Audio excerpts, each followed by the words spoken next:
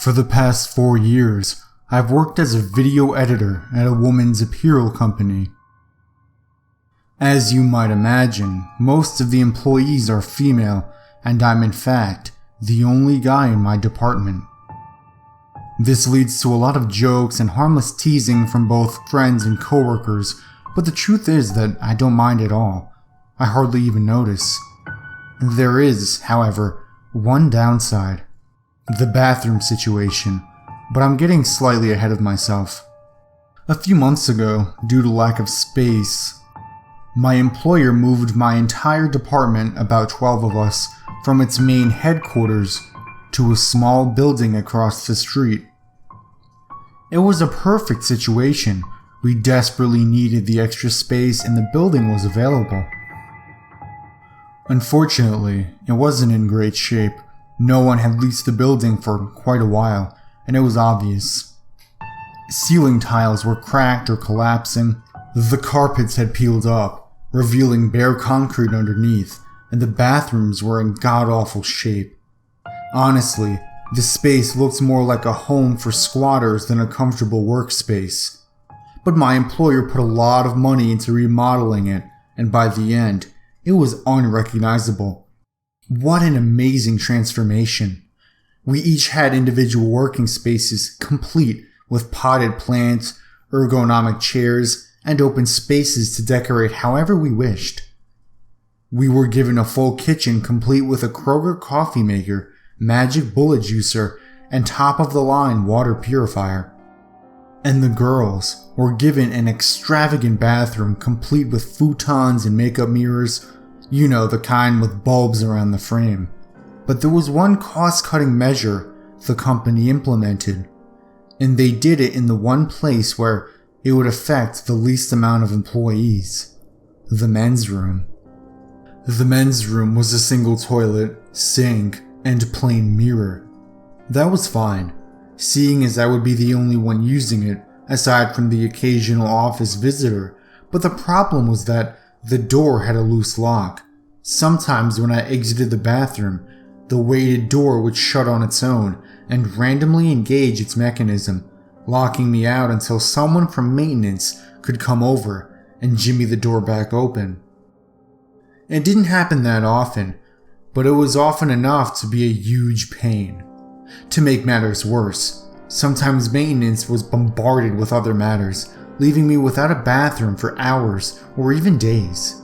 Luckily, my female coworkers were good-natured enough to let me use the ladies' room if I were ever in the unfortunate situation of having to go badly while locked out of the men's room. They said they didn't mind. If anything, they found it amusing.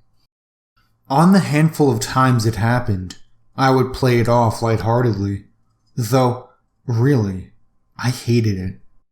And it wasn't just because of my male ego. It wasn't due to indignity or embarrassment. It was because using the ladies' room just felt weird. Like, weird in a creepy way that I can't really explain. As if when I was in there, I wasn't alone. I vividly remember the first time I ever had to resort to using it. It was on one of those days where the men's room lock had jammed that morning, and I had gone nearly a whole day without another bathroom break. An hour before my shift ended, I felt like my bladder was about to burst. My leg was shaking, my teeth were biting the inside of my cheeks, and my eyes were beginning to water. I realized at that point that my options were to either use the ladies' room or find a bush outside. I opted to use the ladies' room, though it was actually a tough decision. My female coworkers promised they would guard the door to make sure no one went in while I used the restroom. They checked to make sure it was empty before I shamefully entered. "Hello?" I said. No response. My first thought was how nice it looked. Like I said before, futons and lit mirrors. I was also surprised that there were no urinals, only stalls.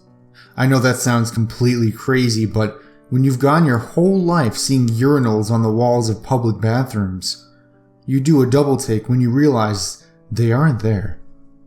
I entered a stall, locked it, though I was sure no one else would be coming in, and undid my fly.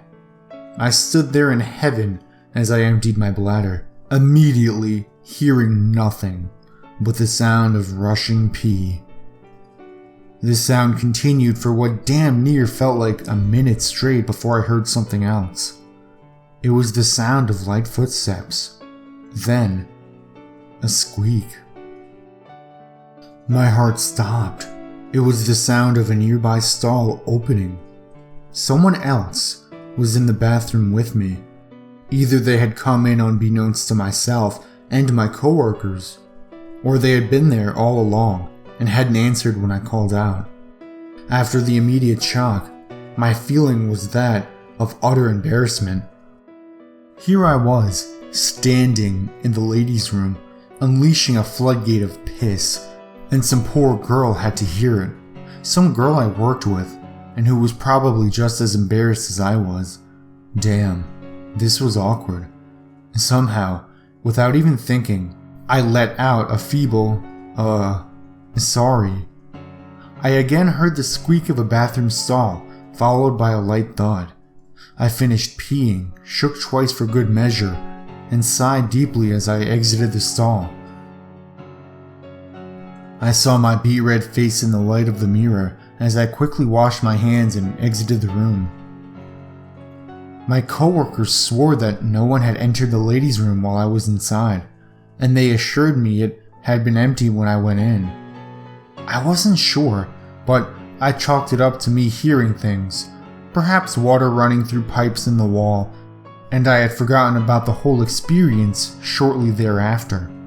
I only had to ever resort to using the ladies' room once or twice in the months that followed, and each time was a miserable experience.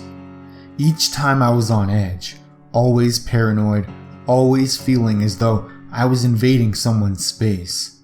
Once, while washing my hands in the sink, I looked up at the mirror and swore I saw movement in the corner of my eye, a quick motion near one of the stall doors, like someone or something quickly ducking out of sight.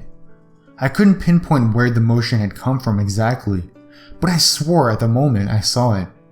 I heard that unmistakable sound, the squeak, followed by a light thud. No wonder women go to the restroom together, I thought. It must help block out all the weird sounds. All in all, using the ladies' restroom was an, at best, awkward experience, but it wasn't too terrible. Until today. Shit, I seriously got a cold chill up my spine thinking about it. Today was the last day that I will ever use the ladies' restroom. And I'll make sure that none of my other coworkers use it again either, if I can help it. It had been a normal day, if not hectic. So much to do, a late lunch which I worked most of my way through. I didn't eat that much as my stomach had been feeling funny all day. I had a million upcoming deadlines to think about as I left the men's restroom around noonish. It shut. It latched. I sighed, turned around and checked the handle, and wasn't that surprised to learn that I had just locked myself out. I sent an email to maintenance and went on with the rest of my day, not thinking much about it. I soon realized that there was no way I'd make it home on time, especially when a last-minute project popped up an hour before I was supposed to leave. I felt a slight worry in my system. First, if I got home late, I may not be able to find a parking spot on my block. Second, I was dealing with quite a bit of indigestion and was feeling quite uncomfortable, but I worked as quickly as I could, hoping I could get out on time. Of course, the days you want to get home early are the days you end up working the latest. Sure enough, by 6 p.m. the last girl had left the office, and I wasn't nearly finished with my project. By 7:30 p.m., my stomach was killing me. It began to loudly rumble, and it wasn't an I'm hungry rumble, but rather an I'm upset and bloated, and you're about to have a mess kind of rumble. Sparing you too many details, Let's just say I needed to use the restroom, and use it badly. I looked at how much longer it would take my computer to finish processing my video project. 45 minutes. That, plus the half-hour drive home, meant there was no way I could wait.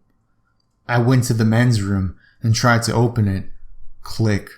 Alright. It was still locked and maintenance had been too busy to fix it. I looked at the ladies' room and felt a twinge of nervousness for some weird reason, but shook it off and decided to head on in, though the way my stomach was acting, I really didn't have a choice. I entered the ladies' room and quickly rushed to a stall, unbuckling my belt as I walked. Again, I'll try sparing you the details, but within 20 seconds of sitting down, I felt a twinge of horror. I began to hear footsteps. I listened closely, wondering if I was imagining things. Thump, thump, thump. No, it was unmistakable. I was definitely hearing a walking sound. Wait, not a walking sound. A crawling sound. My heart skipped a beat and my lungs turned to iron as I realized where the sound was coming from. It was coming from above me. Directly above me. I looked up and the sound disappeared. For a moment, I heard nothing but the heavy ache of my own racing heartbeat. Then, squeak. It was at that moment I realized I wasn't hearing a stall opening. It was the sound of a ceiling tile lifting. As the tile directly above me slid open, ever so slightly. I know I saw it. My eyes widened and my mouth dropped open as I stared at something that was staring back at me. Inside the ceiling, partially hidden in shadow, I saw one eye, peeping around, staring right at me for a single instant. Then, as quickly as it was there, it was gone. The last thing I remember hearing was the light thud of the ceiling tile dropping into place. What happened next is a complete blur. I don't remember standing or even pulling up my pants.